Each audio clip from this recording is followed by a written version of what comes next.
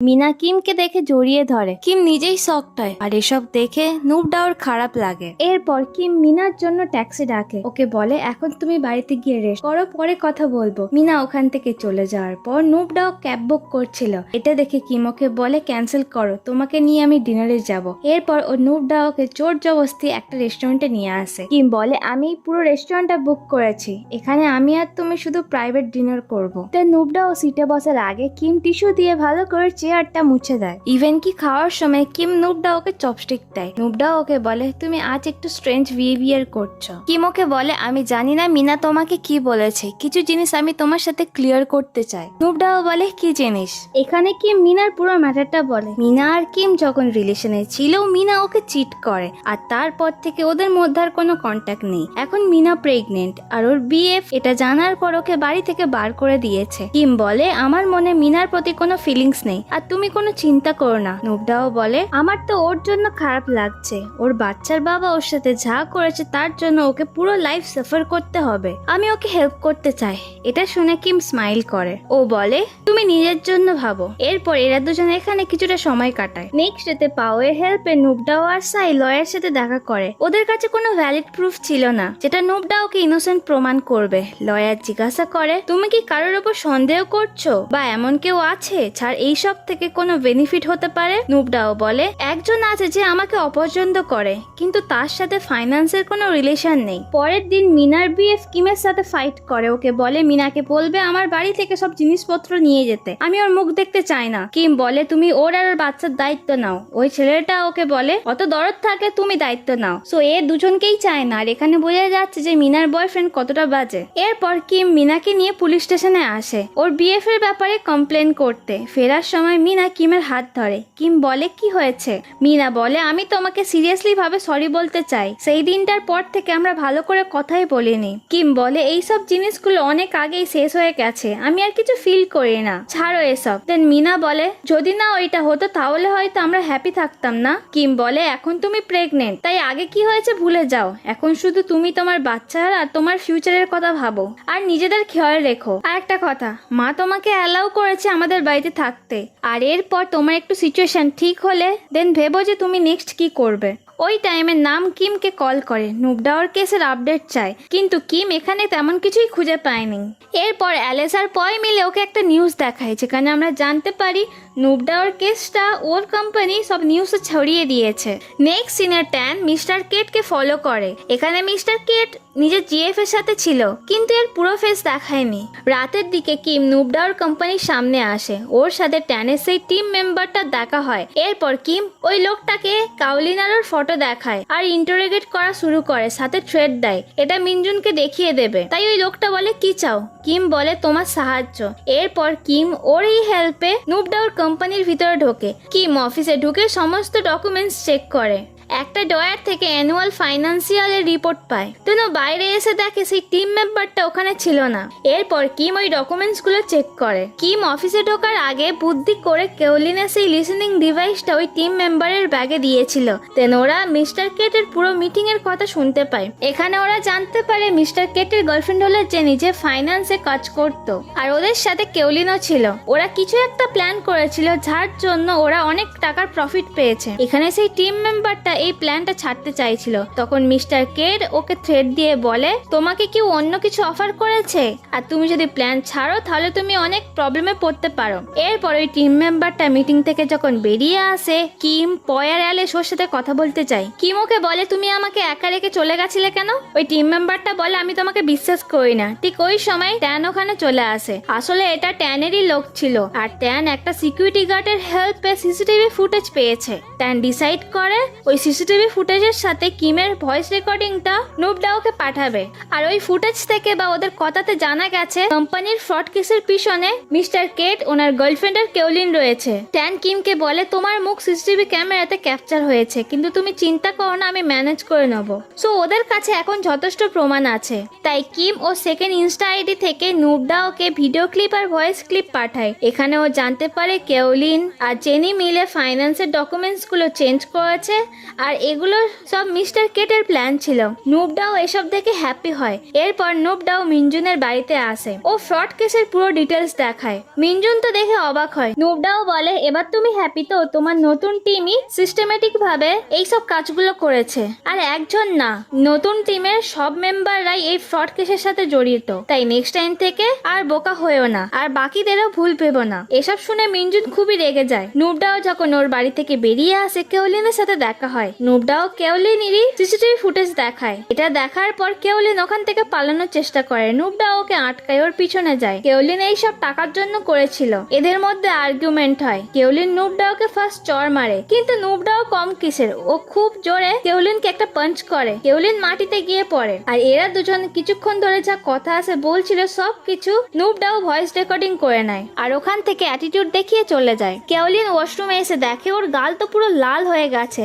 যেন ইচ্ছে করে নিজের মাথায় একটা বোতল মারে। ওর মাথা দিয়ে রক্ত বার হয়। আর এই ফটো তুলে সোশ্যাল মিডিয়াতে পোস্ট করে। ও লেখে এইসবের পিছনে নুবডাও রয়েছে। নুবডাও পোস্টটা দেখে। সো একটা প্রবলেম থেকে বেরোতে না বেরোতে আর একটা প্রবলেম। এখান থেকে সিন কাট হয়ে 5টা সিন দেখি। কিম যখন ইন্টার্নশিপ করছিল ওই সময় মিনার সাথে ওর দেখা হয়। মিনা ওকে ফার্স্ট প্রপোজ করেছিল, ওরা রিলেশনে আসে। দেন সিন প্রেজেন্টে আসে। কেওলিন নুবডাওর ব্যাপারে 3-4টে খুব বাজে বাজে পোস্ট করেছিল। একটা ফটোতে নুবডাও মিনজুনের সাথে রয়েছে, সেকেন্ড ফটোতে নুবডাও ট্যানের সাথে রয়েছে, আর লাস্ট ফটোতে নুবডাও কিমের সাথে রয়েছে। কেওলিন নুবডাওর ক্যারেক্টার নিয়ে প্রশ্ন তোলে। নেক্সট সিনে নুবডাও রেস্টুরেন্টে বসেছিল। তখনই একটা মেয়ে ওর ফটো তোলে। ওই মেয়েটাকে কিছু একটা বলতে যাবে, তার আগে মিনা ওর হাতটা ধরে বাইরে নিয়ে আসে। মিনা ও সোশ্যাল মিডিয়ার ওই পোস্টগুলো দেখেছে, বাট ও বিশ্বাস করেনি যে নুবডাও এমন কিছু করতে পারে।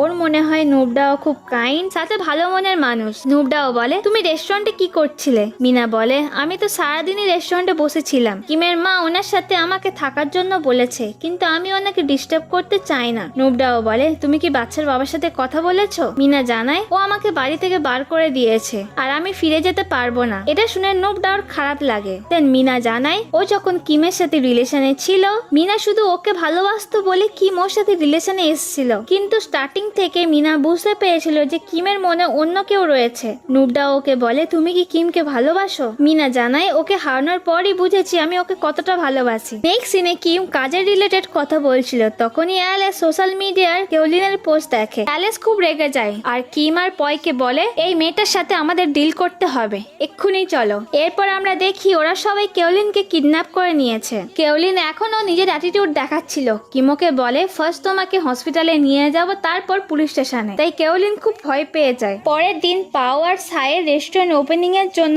মিডিয়া ডেকেছিল। এখানে নুবডাও আসে আর মিনজুনের কোম্পানির ফ্রড কেসের সত্যিটা সামনে আনে। দেন কিছুক্ষণ পর মিনজুন ওখানে এসে নুবডাও সাপোর্টে কথা বলে। সো এই মুহূর্তে নুবডাওর ওপর যে মিথ্যা অভিযোগ লাগিয়েছিল, মানে মিনজুনের কোম্পানির ফ্রড কেসের ম্যাটারটা, সেটা সলভ হয়ে যায়। কিন্তু নুবডাও কেওলিনকে মেরে ওর মাথা ফাটিয়েছে কি, এর কোনো প্রমাণ এখনো জানা যায়নি। তাই নুবডাও একটু চিন্তায় পড়ে যায়। ঠিক তখনই দেখি কেওলিন সোশ্যাল মিডিয়াতে একটা পোস্ট করে নুবডাওকে সরি বলেছে।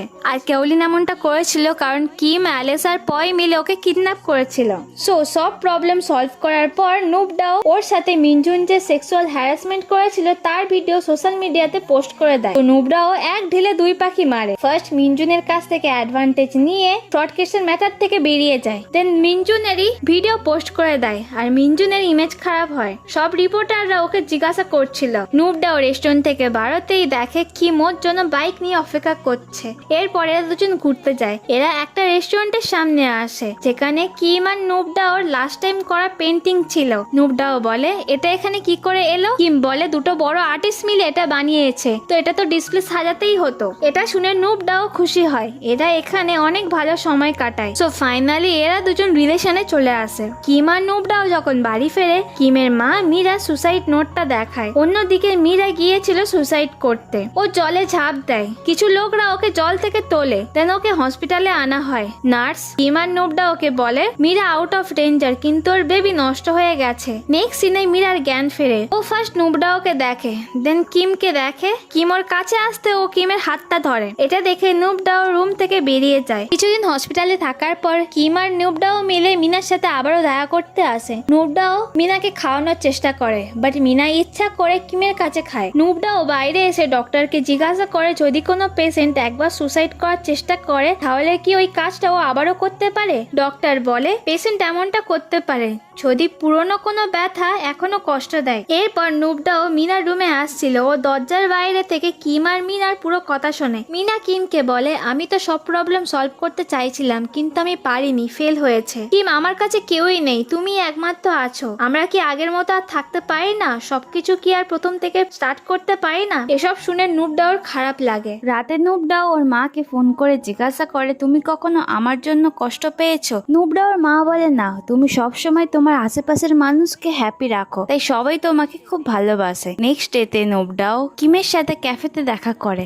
এখানে নুবডাও কিমকে মিনাকে আরো একটা চান্স দিতে বলে। নুবডাও চায় না ওর জন্য মিনা কষ্ট পাক, তাই ও কিমের সাথে ব্রেকআপ করে নেয়। কিম নুবডাওকে ছাড়তে চাইছিল না, নুবডাও খুব কষ্ট পাচ্ছিল, কিন্তু বাধ্য হয়ে নুবডাও কিমকে ছেড়ে ক্যাফে থেকে বেরিয়ে যায়। এরপর কিম যখন বাড়ি ফেরে ওর মাকে নিজের সব কথা শেয়ার করে। ওর মা ওর জন্য খাবার বানিয়েছিল আর কিম এই খাবারটা খেতে খেতে কেঁদে ফেলে। পরের দিন নুবডাওর একটা কলিগ প্ল্যান করে নুবডাও আর ট্যানকে একটা রেস্টুরেন্টে রাখে আর ট্যানকে এসএমএস করে বলে আমি তোমাকে একটা চান্স দিচ্ছি, তোমাদের দুজনের জন্য একটা টেবিল বুক করেছি, তাই এইবার নিজের বেস্টটা দিও। আসলে নুবডাওর এই কলিগটা এমনটা করেছিল যাতে ট্যান নুবডাওর সাথে আলাদাভাবে কিছুটা টাইম স্পেন্ড করতে পারে বা নিজের ফিলিংস এর কথা নুবডাওকে শেয়ার করতে পারে। আর ওদের টেবিলে যে খাবারগুলো সার্ভ করেছিল ওই খাবারগুলোর ব্যাপারে সেফ জানায় এই খাবারগুলো খাওয়ার পর তোমাদের দুজনের মধ্যে একে অপরের প্রতি ফিলিংস আরো বাড়বে। এটা শুনে নুবডাওর একটু অদ্ভুত লাগে।